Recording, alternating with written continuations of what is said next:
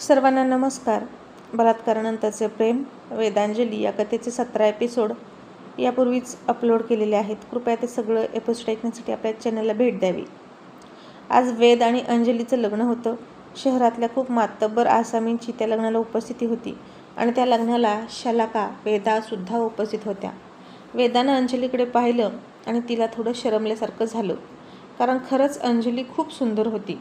आणि वेदा मनात म्हणाली, बहुतेक हिच्या सुंदरतेवरच वेद भुलला असेल त्या रात्री. ही तर माझ्यापेक्षाही सुंदर आहे, पण हॉट अजिबात नाही. किती काकूबाईसारखी दिसते. मी तिच्यापेक्षा जास्त हॉट आहे आणि याच हॉटनेसच्या जोरावर मी वेदला तिच्याकडे अजिबात जाऊ देणार नाही. माझ्याकडे मी त्याला खेचणार म्हणजे खेचणार. त्याचं लग्न झालं म्हणून काय झालं?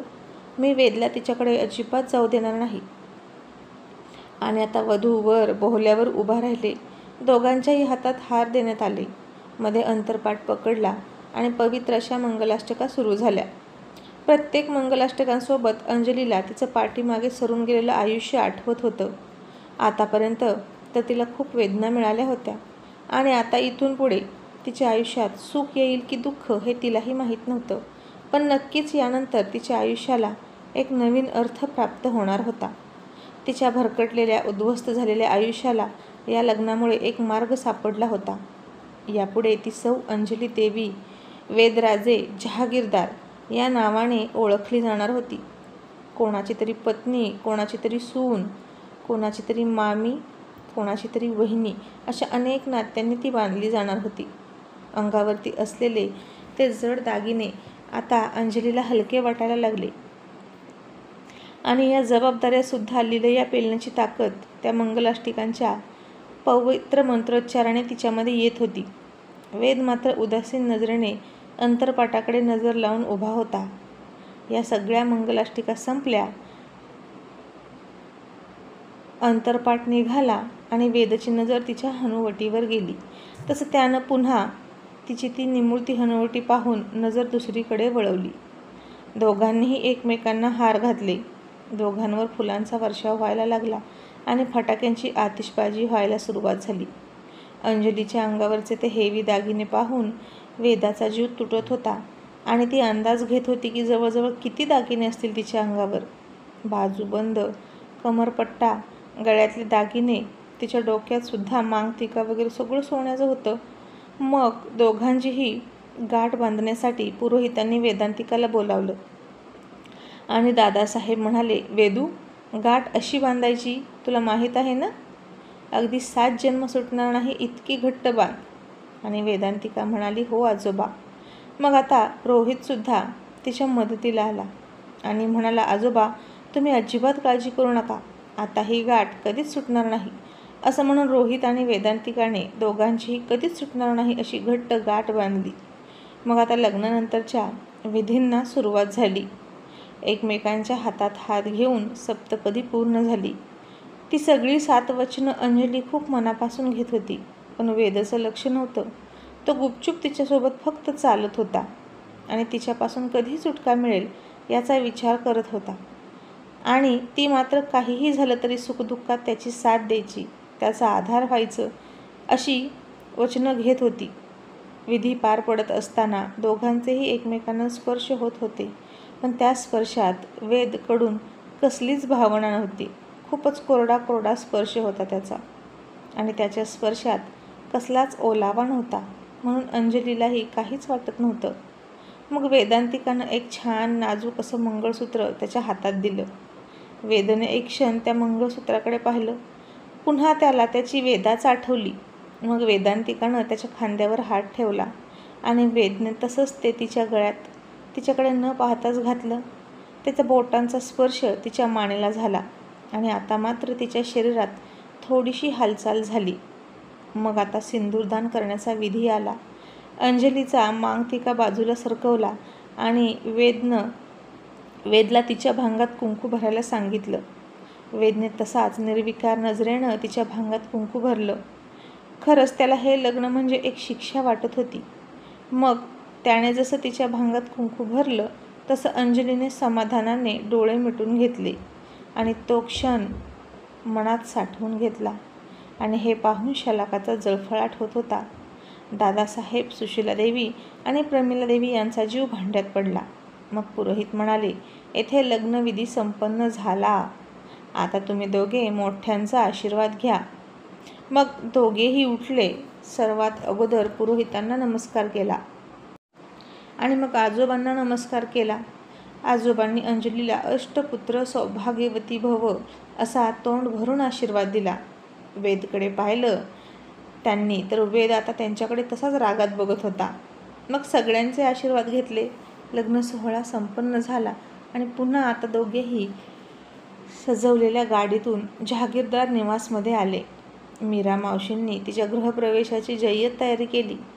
मग उंबऱ्यावरचे माप ओलांडताना वेदांतिकानं तिचा रस्ता अडवला आणि त्यांच्या रीतीनुसार म्हणाली, वहिनीसाहेब, मला आधी सांगा, मला भाचा देणार की भाची? आणि अंजली आता संकोचून उभा राहिली तशीच. वेदला आता हे सगळं बोर होत होतं आणि सगळे गेस्ट त्या दोघांना चिडवत होते. कांचन म्हणाली, दादासाहेब, अजूनही लाजतच आहात का? हेच तर दिवस असतात नवरा नवरीचे चिडवण्याचे. यानंतर तुम्हाला कोणी चिडवणार नाही. वेदांतिका म्हणाली, बोल अंजली, काय देणार? मग दादासाहेब म्हणाले, वेदू, अगं तिला एकटीला काय विचारतेस? वेदराजांना विचार, कारण ती एकटी नाही देणार तुला भाचा भाची. वेदांतिका म्हणाली, मी तर अंजलीलाच विचारणार. अंजलीने विचारावं तिच्या नवऱ्याला आणि मग मला सांगावं. आणि आता झाली का पंचायत? अंजलीला तर त्याच्या चेहऱ्याकडे बघायची सुद्धा भीती वाटत होती. जसं त्याने तिच्याकडे अजूनपर्यंत पाहिलं नव्हतं तसं तिनंही त्याच्याकडे पाहिलं नव्हतं. मग ध्रुव म्हणाला, मॉम, भाचा भाची म्हणजे काय गं? वेदांतिका त्याला सोप्या भाषेत समजवण्यासाठी म्हणाली, भाचा म्हणजे गुड्डा आणि भाची म्हणजे गुडिया. आणि आता ध्रुव त्या दोघांच्याही हाताला पकडून म्हणाला, तुम्ही अजूनही फ्रेंड्स नाही झाला का? आता तर तुमची गाठ पण बांधलेली आहे, फ्रेंडशिप डेचं बँड बांधतात तसं. आणि सांगा ना मामा, गुड्डा देणार की गुडिया? आणि देवी, तू काय देणार आणि कधी देणार? मला तर आत्ताच पाहिजे. कुठं ठेवली आहे ते गुड्डा गुडिया? असं म्हणून त्या दोघांच्या बाजूने गोल गोल फिरून गुड्डा गुड्डी शोधत होता. तसे सगळे हसले त्याच्या बालिशपणाला. आणि वेद म्हणाला, ताई प्लीज थांबव ना हे सगळं, मी खूप थकलोय. वेदांतिका म्हणाली, वेद, या सगळ्या प्रथा आहेत आणि आपल्याला पाळाव्याच लागणार. आणि इतकाच थकलास तर सांग ना पटकन, मी सोडते. आणि रोहिणी त्याची मस्करी करत म्हणाली, दादासाहेब, इतक्या थकलात पण? अहो, अजून खूप लांबचा पल्ला गाठायचा आहे तुम्हाला. कांचन म्हणाली, अगं आता दादासाहेबांना रेस्ट करायची असेल ना, कारण नंतर जागरण करायचं आहे. आणि हे ऐकून पुन्हा सगळे हसले आणि अंजली पुन्हा संकोचली. तिला तर बिचारीला उघड लाजता पण येत नव्हतं. हे लग्न जर वेदच्या मर्जीने झालं असतं तर ती खूप लाजली असती. आणि आता फक्त तिला संकोच करावा लागत होता. आणि हे सगळं ऐकून वेदला राग आला होता आणि तो म्हणाला, तुमचं चालू द्या, मी निघालो. असं म्हणून आत निघाला. इतक्यात रोहिणी म्हणाली, हे काय दादासाहेब, तुमचा राग बघून तर असं वाटत नाही की तुमचं वन साइड मॅरेज आहे, लव्ह मॅरेज आहे. इतकं काय चिडता हो, मस्करी केली तर? वेद म्हणाला, रोहिणी, मस्करीला सुद्धा लिमिट असते. मी निघालो, तुमचं चालू द्या हळूहळू. एकतर रात्र खूप झाली आहे, मी थकलो आहे. असं म्हणून तो आत निघाला. इतक्यात दादासाहेब म्हणाले, थांब, कुठं निघालास? रोज रोज असे लग्न होत नसतात, कळलं का? हा त्यांचा हक्क आहे तुला चिडवण्याचा आणि तू त्यांच्याकडून तो हिरावून घेऊ शकत नाहीस. वेदने पुन्हा त्यांच्याकडे रागानं बघितलं आणि म्हणाला, माझी मर्जी, मला कोणी चिडवायचं की नाही चिडवायचं हे मी ठरवणार. आणि माझ्या मनाविरुद्ध कोणीही मला चिडवेल का? फक्त लग्न आहे म्हणून? आता हा काही रूल आहे? दादासाहेब म्हणाले, नशिबानं खूप सगळे नातेवाईक आहेत आपल्याकडे वेदराजे. नातेवाईकांशिवाय आयुष्याला घराला शोभा नसते. त्यामुळे त्यांच्या चिडवण्याचं वाईट वाटून घेऊ नका. तुमचं उत्तर द्या, मग तुमची बहिणाबाई सोडेल तुम्हाला. मग वेदांतिका पुन्हा म्हणाली, सांग ना अंजली पटकन, काय देशील तू? आणि आता अंजलीनं हळूच घाबरत वेदच्या तोंडाकडे न बघता फक्त त्याच्याकडे नजर वळवली. आणि वेद रागात म्हणाला, धोंडी, झालं आता समाधान? तसे सगळे खूप मोठ्यानं हसले. आणि रोहिणी म्हणाली, अरे बापरे, एक नाही तर चक्क दोन, म्हणजे गुड्डा आणि गुडिया दोन्ही पण मिळणार. आणि ध्रुव तर आता टाळ्या वाजवून उड्याच मारायला लागला. ये आता गुड्डा आणि गुड्डी दोन्ही मिळणार असं म्हणून नाचत होता. पण पुन्हा वेदांतिकानं अंजलीला नाव घेण्यासाठी थांबवलं. मग तिनं वेदचं नाव घेऊन एक छान नाव घेतलं. मग वेदांतिकानं वेदला नाव घेण्याचा आग्रह केला आणि पुन्हा वेदचं तोंड वाकडं झालं. तो पटकन बोलतच नव्हता. सुशीलादेवी म्हणाल्या, वेद, खूप रात्र झाली, बाहेर सगळे खोळंबलेत. बाबांना आता जास्त उभा राहवत नाही. तू त्यांचा विचार कर बरं. तू पटकन बोल आणि अंजलीचं नाव घे. पण वेद बोलतच नव्हता आणि अंजलीचं नाव त्याच्या तोंडातून घ्यायला तो तयार नव्हता. आणि दादासाहेबांकडे बघून रागात म्हणाला, जर इतकाच त्रास होत असेल तर चला घरात. तसे दादासाहेब म्हणाले, सुशीला, मला इथंच बाहेर खुर्ची आणून दे. रात्र संपून सकाळ झाली तरी चालेल, पण त्यानं नाव घेतल्याशिवाय इथून हालायचं नाही. असं म्हणून त्यांनी रोहिणीकडे बघून डोळा मारला. मग आता वेदला हे सगळं असह्य झालं. किती हट्टी असावं माणसानं असं तो पुटपुटला. आणि दादासाहेब पुन्हा म्हणाले, सेम टू यू. आणि आता वेद पुन्हा चिडला. मग वेदनं विचार केला की कितीही काहीही झालं तरी माझा पिच्छा सुटणार नाही. त्यापेक्षा पटकन बोलून टाकलेलं बरं आणि यांच्यापासून सुटका करून घेऊया. एकदा का सगळे गेस्ट निघून गेले की मग आहेच की आपल्या मनाप्रमाणे आपण वागायचंच. असं मनात म्हणून तो चिडून म्हणाला, देवी, घ्या, घेतलं मी नाव. झालं आता तुमचं समाधान? आता तरी वाट सोडा, असं तो म्हणाला. आता वेदने अंजलीचं नाव घ्यायला सुद्धा नकार दिला होता. तसं सगळ्यांनी टाळ्या वाजवल्या आणि प्रमिला म्हणाली, अरे वा, फक्त देवी का? मग असू दे, हेही छान आहे की. तुझ्या आवडीचं आहे तर असू दे. आणि दादासाहेब म्हणाले, पण प्रमिला, हे फक्त त्याच्या हक्काचं नाव आहे बरं का.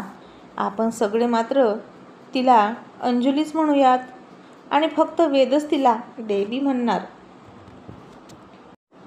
मग आता वेदांतिका म्हणाली, अंजली, आता माप ओलांडून आत ये.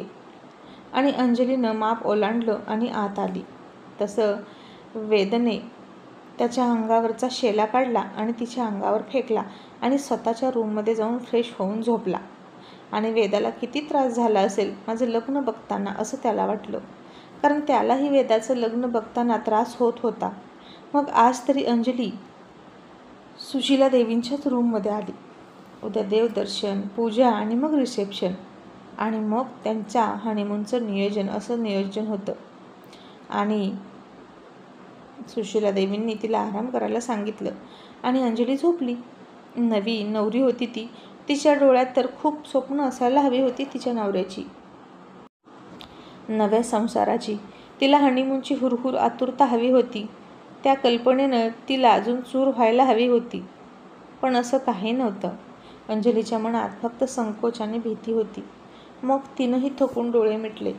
आणि इकडे शालाका आणि वेदा घरी आल्या आणि शालाकानं पुन्हा सगळा राग निर्जीव वस्तूवर काढायला सुरुवात केली. नाही नाही, ती सगळी संपत्ती आणि तो सगळा आयुष्य आराम फक्त माझा असायला हवा, फक्त माझा.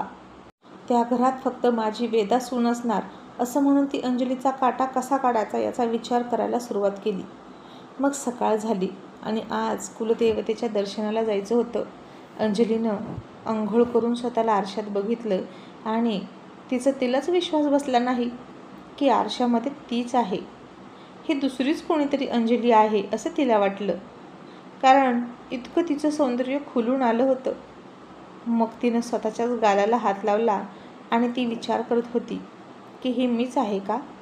काही दिवसांपूर्वी तर ती मरणाच्या दारात होती. किती यातना सोसल्या होत्या तिनं, किती जखमा झाल्या होत्या तिच्या अंगावर. आणि आज मात्र तीच अंजली बागेमध्ये फुललेल्या टपोऱ्या मोगऱ्याच्या कळीसारखी वाटत होती. तिनं तिच्या गळ्यातल्या मंगळसूत्राकडे पाहिलं, हातातल्या हिरव्या चुऱ्याकडे पाहिलं, ती रंगलेली मेहंदी पाहिली आणि त्यातलं वेदांजली हे नाव पाहिलं. आणि हे सगळं वेदच्या नावचं आहे याची तिला जाणीव झाली. ज्याने आबरू घेतली म्हणून ती आत्महत्या करायला, जीवन संपवायला निघाली होती. आज त्यानंच ते मंगळसूत्र घातल्यामुळे तिला जगण्याची आशा निर्माण झाली होती आणि आता त्याच्यासाठीच तिला जगायचं होतं. किती विचित्र आहे ना हे आयुष्य. क्षणात किती खेळ करतं आपल्यासोबत. आपण फक्त कठपुतली आहोत. ते नाचवेल तसं नाचायचं, असं तिला वाटलं. एका क्षणात सगळं संपलं असं वाटताना दुसऱ्या क्षणी आशेचा किरण दिसतो आणि पूर्ण आयुष्य पलटून जातं. वाळवंटातून चालत असताना असं एक वळण येतं आणि ते वळण घेतलं की पुढे हिरवागार निसर्ग दिसतो. असं अंजलीचे आयुष्य झालं होतं. मग सुशीला देवी आल्या आणि तिच्याकडे बघून म्हणाल्या, अंजली, अगं खूप सुंदर दिसतेस तू. माझी दृष्ट तुला लागेल की काय असं वाटतंय मला. आणि त्यांच्या आवाजानं अंजली विचारातून बाहेर आली आणि म्हणाली, आईची मुलीला कधी दृष्ट लागत नाही. मग त्यांनी तिच्या भांगात पाहिलं आणि म्हणाल्या, इथं कायम सिंदूर लावत जा, सौभाग्याचं लेणं आहे ते, त्यामुळे पतीचं आयुष्य वाढतं. मग अंजलीनं हो म्हणून लगेच भांगात कुंकू लावलं. मग आता तर ती खूप सुंदर दिसत होती. मग सुशीला देवी वेदकडे गेल्या तर तो तयार होऊन ऑफिसला निघाला होता. आणि त्या म्हणाल्या, वेद, अरे आज देवदर्शनला जायचं आहे. मग पूजा आहे आणि आजच रिसेप्शनसुद्धा आहे. मग तू कुठं निघाला? तो म्हणाला, मी ऑफिसला निघालो आहे. आता लग्न झालं तुमच्या मनाप्रमाणे. त्या मुलीला तिचा सन्मान मिळेल, घर मिळेल, सहारा मिळेल. मग आणखीन काय हवं? आता माझं काम संपलं. आणि हे ऐकून सुशीला देवी चकित होऊन म्हणाल्या. त्या म्हणाल्या, वेद, तू असं कसं बोलतोस? ती तुझी बायको आहे आणि सुखी संसार होण्यासाठी तुम्ही देवदर्शन केलं पाहिजे. आणि वेद म्हणाला, कोणता सुखी संसार आणि कोणाचा सुखी संसार? ज्या लग्नात माझी मर्जी नाही, जे लग्न मला शिक्षा म्हणून माझ्यावर लादलं, ते सुखी होईल असं वाटतं का आई तुला? सुशीला देवी म्हणाल्या, वेद, असं बोलू नको. तू पॉझिटिव्ह विचार कर. अंजलीकडे एकदा बघ. अरे ती बायको आहे तुझी. तिचं आयुष्य तुझ्यासोबत जोडलेलं आहे. तिला तुझ्या प्रेमाची गरज आहे. वेद म्हणाला, अजिबात नाही. ती म्हणाली ना त्या दिवशी की तुम्ही सगळे आहात तिच्यावर प्रेम करायला. मग माझ्या प्रेमाची तिला काहीच गरज नाही. तुम्हीच जा तिच्यासोबत देवदर्शनाला. तुम्हीच करा पूजा आणि तुम्हीच रिसेप्शनसुद्धा अटेंड करा. आणि सुशीला देवी म्हणाल्या, वेद, तू असं करू शकत नाहीस. हा आपल्या घराण्याच्या आबरूचा प्रश्न आहे. रिसेप्शनमध्ये खूप मोठी मंडळी येणार आहेत. वेदांतिकाच्या सासरची माणसं येतील तुम्हा दोघांना आशीर्वाद द्यायला. मीडिया असेल आणि याचा परिणाम आपल्या बिझनेसवर सुद्धा होऊ शकतो. इतक्यात तिथं दादासाहेब आले आणि म्हणाले, आता काय नवे नखरे आहेत तुझे? आणि वेद त्याचा ॲटिट्यूड तसाच कायम ठेवून उभा होता. सुशीला देवी म्हणाल्या, बाबा, हा ऑफिसला निघाला आहे. मग दादासाहेब म्हणाले, वेद, तू असं करू शकत नाहीस. आता ती तुझी बायको आहे. आणि वेद ऐकून न ऐकल्यासारखं करून बाहेर निघाला. आणि दादासाहेबांनी मोठ्या आवाजात ऑर्डर दिली, वेद, एकही ड्रायव्हर तुझ्यासोबत येणार नाही. वेद म्हणाला, ठीक आहे, मी स्वतः गाडी घेऊन जाईन. दादासाहेब म्हणाले, तुला एकही गाडीची चावी मिळणार नाही. वेद म्हणाला, ठीक आहे, मी रिक्षाने जाईन, पण मी जाणार. आणि दादासाहेब म्हणाले, पण तू कुठे जाणार आहेस वेद? वेद म्हणाला, कुठे म्हणजे? ऑफिसला. दादासाहेब म्हणाले, कोणत्या ऑफिसला? वेद म्हणाले, आपल्या ऑफिसला. मी CEO आहे तिथला. असं तो फार गर्वानं म्हणाला. आणि दादासाहेब म्हणाले, असशील तू CEO, तर मी फाउंडर आहे त्या कंपनीचा आणि चेअरमनसुद्धा. आणि मी तुला आदेश देतो की आत्तापासून तू त्या कंपनीचा CEO नाहीस. तुला त्या कंपनीतून कामावरून काढून टाकण्यात आलं आहे. आणि हे ऐकून वेदच्या पायाखालची जमीनच सरकली. तो म्हणाला, ठीक आहे, जशी तुमची इच्छा. असं म्हणून त्यानं त्याचं ब्लेझर काढलं आणि रागात तिथंच फेकलं आणि तिथंच बसला. दादासाहेब म्हणाले, उठ आणि देवदर्शनाला जा. तरीही वेद म्हणाला, मी जाणार नाही. आणि दादासाहेब म्हणाले, मग अंगच्या कपड्यानिशी आत्ताच्या आत्ता हे घर सोडून चालतं व्हायचं. आता दादासाहेबांचा वाढलेला आवाज ऐकून तिथे सगळेजण आले होते आणि हे ऐकून सगळ्यांनाच धक्का बसला. वेदांतिका म्हणाली, आजोबा, तुम्ही शांत व्हा. दादासाहेब म्हणाले, नाही वेदू, आता याचं खूप झालं. आता मी पण बघतो की याची मनमर्जी कधीपर्यंत चालेल. वेद, आताच्या आत्ता तू देवदर्शनाला तरी जाशील आणि पुढचं सगळं आम्ही सांगेल तसं होईल. नाही तर आत्ताच्या आत्ता घरातून बाहेर हो. आणि वेद रागात म्हणाला, ठीक आहे. आणि तो घराच्या बाहेर निघाला. तसं अंजली म्हणाली, थांबा.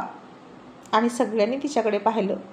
आणि अंजली म्हणाली, मी सुद्धा तुमच्यासोबत येणार, कारण मी तुमची पत्नी आहे आणि आजपासून जिथे तुम्ही तिथे मी.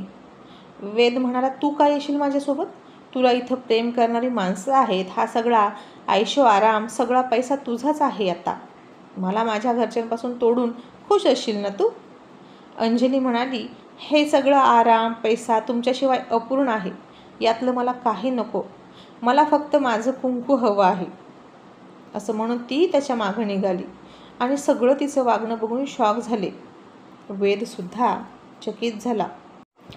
आणि तशा सुशीला देवीसुद्धा म्हणाल्या, ठीक आहे, माझं तरी या घरात कोण आहे, माझाही नवरा नाही, आता मीही माझ्या मुलाच्या मागे येते, असं म्हणून त्या निघाल्या.